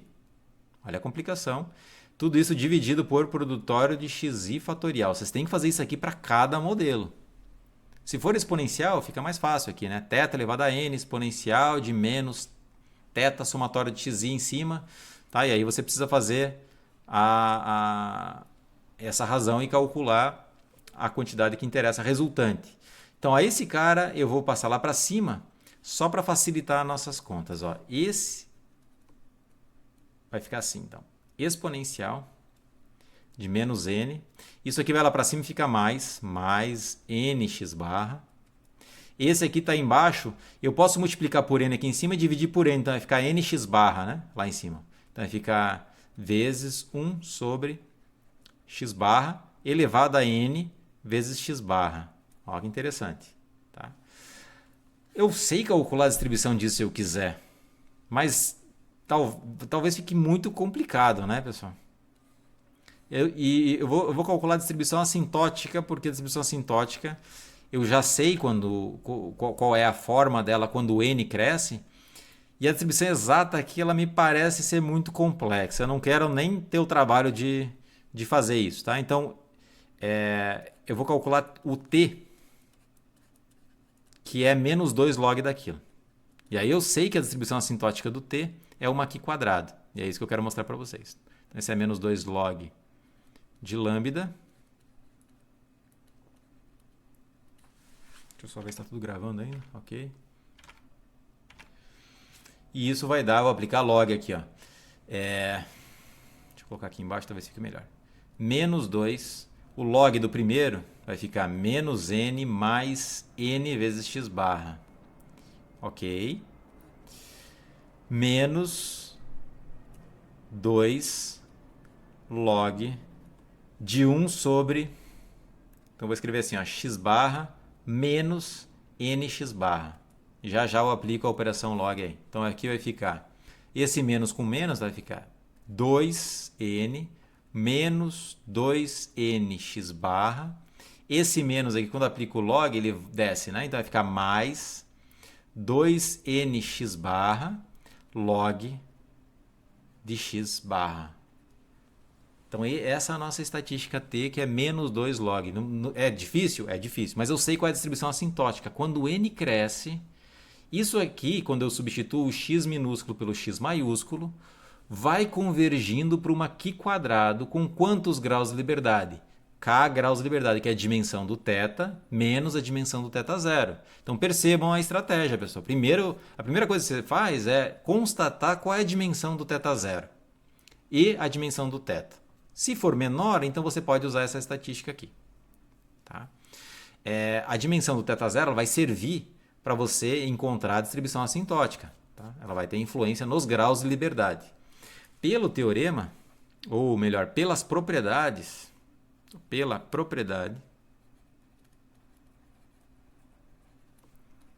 da estatística da razão de verossimilhanças,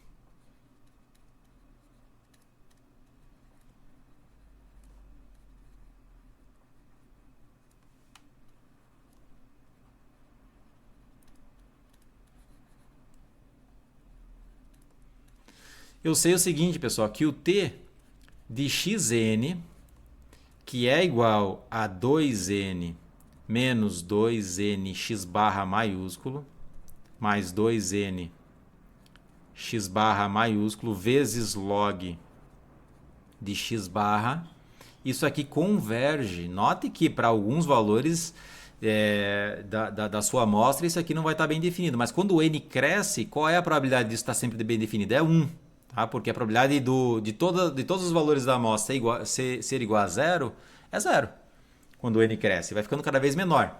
Isso aí converge em distribuição para uma aqui quadrado com 1 grau de liberdade, porque a dimensão do θ maiúsculo é 1 e a dimensão do θ zero é 0. Perfeito? E quando é que isso aqui funciona? Veja bem, isso aqui não funciona para qualquer valor de θ. Isso aqui só é válido para todo θ no θ zero, só que só tem um elemento lá. Isso aqui só é válido para quando θ é igual a 1. Vocês percebem? Se o θ for igual a 1, isso aqui vale. Se o θ for diferente de 1, isso aqui já não vale mais. Então, beleza. Então, perfeito. Então, usando isso aqui, eu vou encontrar o C2 para ver se eu rejeito ou não rejeito. Precisamos encontrar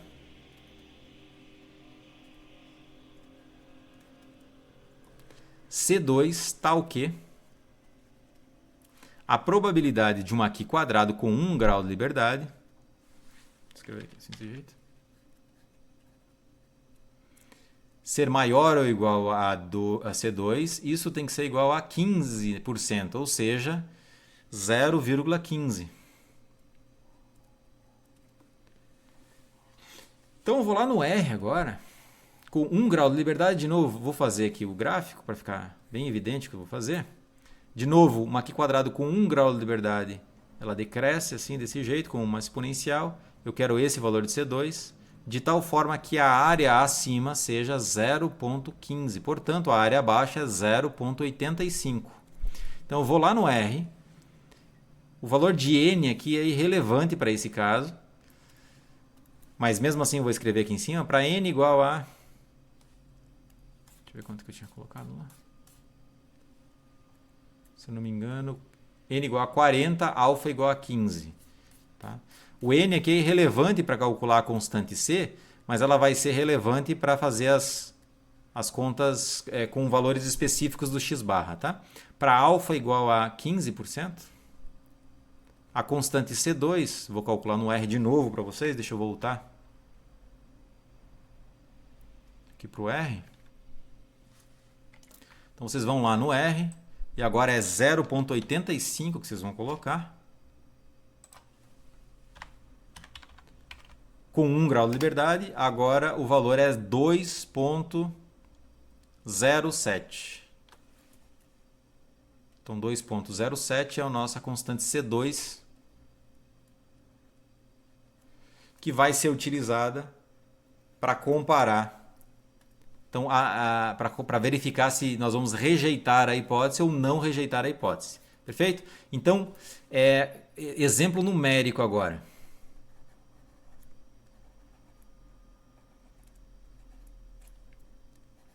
Para N igual a 40 e alfa igual a 15%. Vamos pegar um x barra observado naquele conjunto de dados, né? Você tem um conjunto de dados, você observou lá. Suponha que você esteja interessado em estudar o número de reclamações recebidas por uma central telefônica em um determinado período. Então você recebeu lá, no primeiro mês, você recebeu 0 reclamações. No segundo mês você recebeu 2 reclamações. No terceiro mês, 0.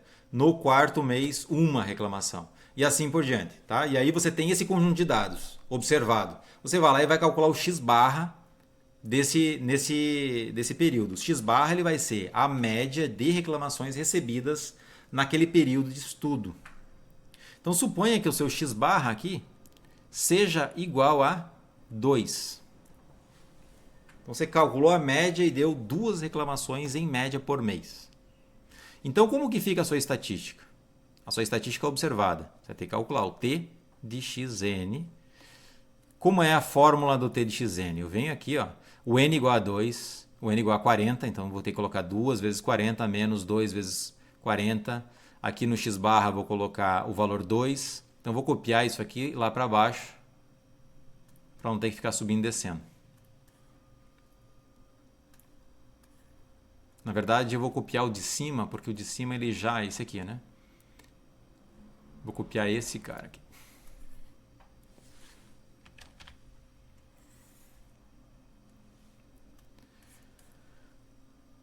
Estamos acabando já?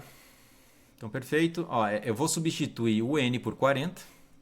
Vai ficar 2 vezes 40, 80, menos 2 vezes 40 vezes 2, que é o x barra observado, mais 2 vezes 40.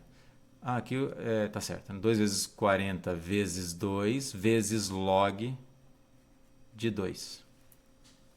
E isso dá, fazer essa conta aqui no R. Deixa eu voltar para lá. Isso aqui dá, vamos lá, 2 vezes 40 menos 4 vezes 40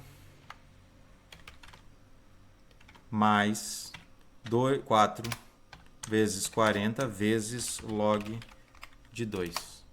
Então, deixa eu só ver se está certo. 2 vezes 40 menos 4 vezes 40 mais 4 vezes 40 vezes log de 2. Deu 30,9. Isso aqui é igual a 30,9. Então, 30,9 é muito maior do que 2,07. Isso aqui implica que 30,9, se escrever assim como, implica aqui. Como 30,9 é maior ou igual a 2,07, concluímos que há evidências para rejeitar H0. Qual é H0? De que θ é igual a 1. Há 15% de significância estatística.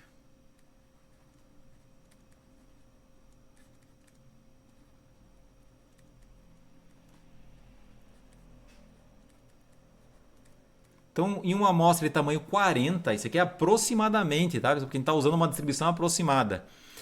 Então, em uma distribuição com n igual a 40, se eu pegar um x barra igual a 2, 2 já é suficientemente grande para dizer que ele existem evidências de que θ é diferente de 1. Θ não é igual a 1.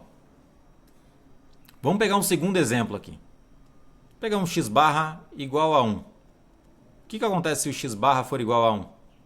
Isso aí implica que o t de xn vai ser igual a... Se o x barra for igual a 1, log de 1 dá 0. Então esse termo morre. Então vai ficar 2n vezes 1 dá 2n. Vai ficar 2n menos n que dá 0. Olha que interessante. Eu já até sei exatamente quanto vai dar, né? Se o tn for igual a 0, isso implica, portanto, que não concluímos que não há evidência, certo? Então, como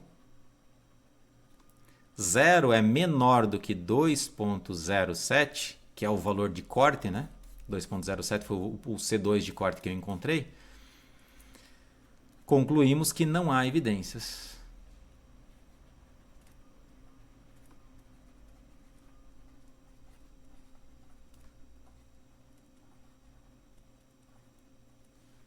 Para rejeitar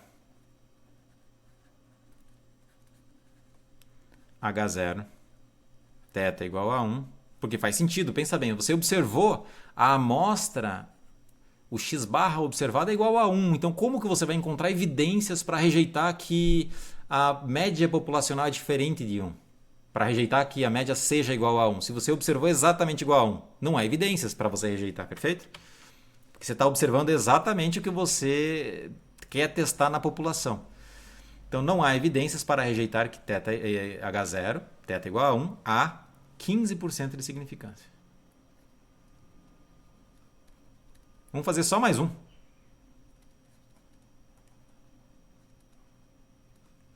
Estatística.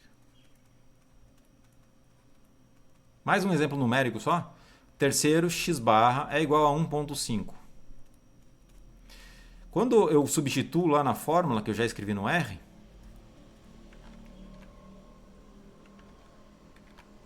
isso aqui vai dar, deixa eu ver, 2 eu vou substituir por 1,5, que em vez de 4 é 3, né?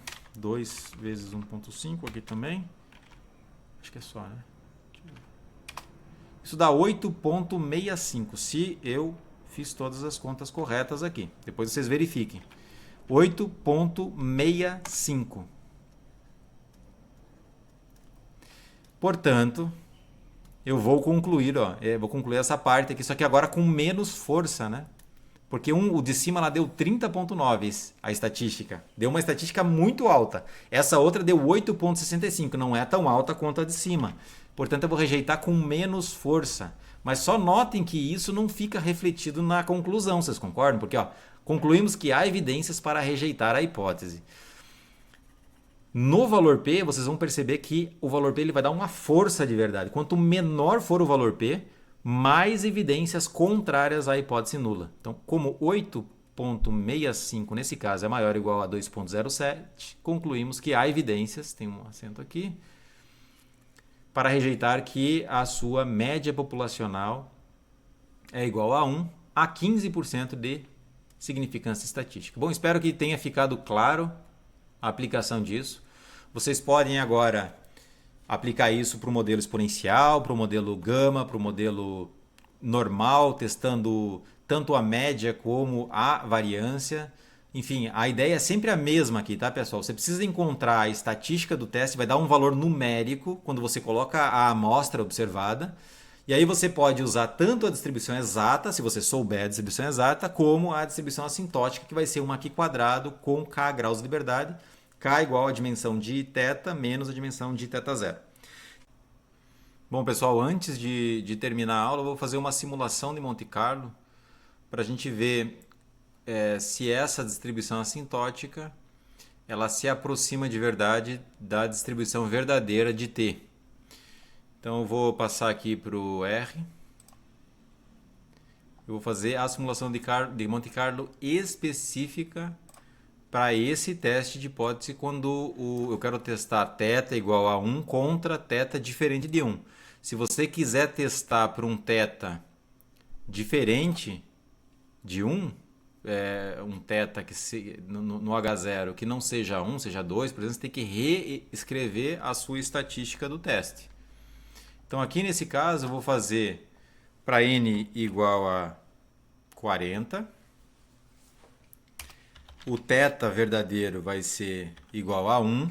Vou gerar a distribuição dos dados considerando o θ igual a 1, ou seja, vou gerar sob H0, porque aquela distribuição ela é assintótica, aquele resultado vale quando o θ é igual a 1, ou seja, sob H0. Então vou gerar os dados sob H0. Eu vou gerar uma simulação de Monte Carlo, eu preciso de 10.000 cópias. Eu vou fazer 10.000 simulações de Monte Carlo. X eu vou gerar com uma matriz de dados de uma Poisson de tamanho n, mas eu vou gerar e não vezes também. Essa Poisson de parâmetro θ igual a 1. Se eu quiser mudar o θ, vocês vão perceber que a estatística não vai ter mais uma distribuição que quadrado com 1 grau de liberdade. Essa matriz ela vai ter e não linhas e eninho colunas. Então cada linha está representando uma simulação de Monte Carlo. Cada linha vai representar uma amostra de tamanho 40. Tudo bem? Depois disso, eu vou calcular a minha estatística do teste para cada amostra. Então, como vocês podem ver lá, deixa eu voltar para vocês verem exatamente o valor da estatística do teste. Deixa eu voltar aqui. Então, eu vou colocar T, eu vou dizer que é 2 vezes N menos 2NX barra mais 2 vezes n vezes x barra vezes log de x barra. Vou colocar exatamente essa fórmula lá. Então, vou escrever isso agora. Então, é 2 vezes n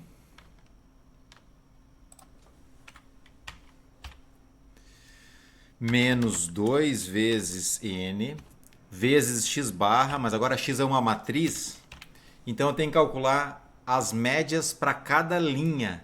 Então é row means x. Isso aqui vai me dar um vetor de médias para cada linha, então o t resultante vai ser um vetor, mais 2 vezes row means de novo,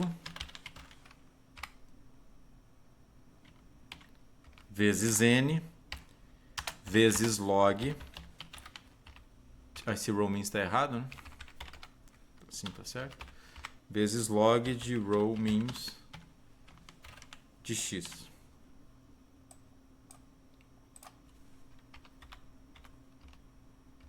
eu ver se está certo isso aqui. Tem mais algum parênteses? Não. Então esse... Então vou colocar geral n. Θ igual a 1, n igual a 10.000, vou gerar as x, as 10.000 simulações de Monte Carlo e vou calcular o t. Só para vocês terem uma ideia da matriz x, então essa aqui é a matriz x. Ó, cada linha, essa primeira linha ela está representando uma simulação de Monte Carlo e ela continua aqui, tá? Então ó, o primeiro número da minha primeira simulação de Monte Carlo é 3, 1, 3, 1, 0, 0 e assim vai... 3, 1, 0, 1, 0, 3, 2, 1, 0, 1 e assim por diante. Né? Essa aqui faz parte da primeira linha. Essa aqui continua fazendo parte da primeira linha, porque não tem espaço para ele mostrar tudo. Então, essa aqui continua fazendo parte da primeira linha até 40, certo? Então, aí esse aqui seria a segunda, terceira, quarta e assim por diante. Tem 10.000 linhas, a matriz X. Se você colocar aqui DIM, vai aparecer 10.000 por 40. Tá? E agora a minha estatística T... ela tem tamanho 10.000, porque eu gerei 10.000 simulações de Monte Carlo. Para cada amostra eu tenho uma estatística. Então essa T, ela vai apresentar os valores observados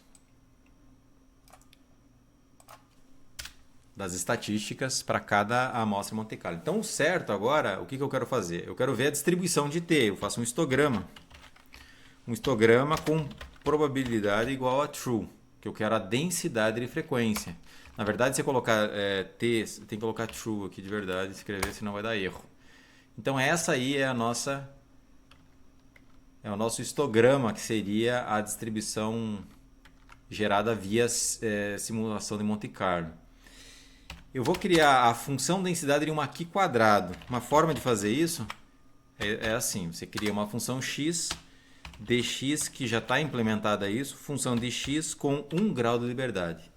Se eu fizer isso, eu posso colocar essa função no gráfico, colocando add igual a true. E vou colocar uma cor aqui, por exemplo, tomato. Vou alargar um pouquinho a espessura para poder visualizar no gráfico. E olha que interessante. A distribuição, o histograma de T, está muito em cima, né? Ou seja, as áreas abaixo da curva vermelha, se eu for calcular, por exemplo, aqui nesse intervalo, está muito próximo desse retângulo aqui, né? Da área desse retângulo. Então parece que aquele C2 que eu vou calcular usando a curva vermelha vai ser muito próximo do C2 verdadeiro. Vamos mudar o n aqui e considerar um n menor, por exemplo 10. Vamos ver como é que isso se comporta. Eu vou repetir. Olha que interessante. A curva vermelha continua bem em cima do histograma. Se eu aumentar o n, a tendência é que a curva fique cada vez mais próxima. Olha que interessante. Então vamos colocar 10.000. Vai demorar um pouco mais. Para gerar a matriz X demora bastante. Mas olha que interessante, fica bem em cima da curva vermelha. Ou seja, a teoria assintótica funciona muito bem para essa distribuição de Poisson. Então aqui eu estou gerando várias amostras de Monte Carlo com o n igual a 100. Tá? Se você quiser um n igual a 3, por exemplo, você pode também. Então você tem apenas uma amostra de tamanho 3, ou seja, 3 observações. A estatística t, o n vai ser igual a 3, o n, e eu vou fazer isso 10.000 vezes. Olha que interessante. Ó. Ainda assim fica próximo, né? Olha que interessante. Então aqui ele tem um probleminha, porque o n é pequeno, então é só uma aproximação mesmo. Então perceba que eu vou repetindo. Para n igual a 3, a aproximação já é relativamente boa. Para n igual a 30, fica melhor ainda. Tá? Então são exemplos aí que vocês podem agora replicar para um... Suponha que em vez de 1 aqui seja 2, aí você tem que recalcular a sua estatística t, porque lá no numerador você vai ter L, você vai ter que colocar o número 2 em vez de 1, e aí você vai obter uma estatística t personalizada para esse novo teste que você vai criar. Você pode usar esse algoritmo para testar, para verificar se a sua aproximação é boa o suficiente. Então é uma das formas para você verificar. Tá ok? Então eu vou finalizar a aula agora. Na próxima aula eu vou falar sobre o valor P. Eu vou dar continuação e vou aplicar os exemplos que eu apliquei nessa aula para calcular o valor P, certo? Então eu não vou refazer as contas, eu vou utilizar exatamente as mesmas contas aqui e vou calcular o valor P. Vocês vão perceber que tem uma relação e eu vou refazer a simulação pro valor P para vocês verificarem qual é a diferença entre valor P e o teste da razão de verossimilhança generalizada. Então um abraço a todos e até a próxima.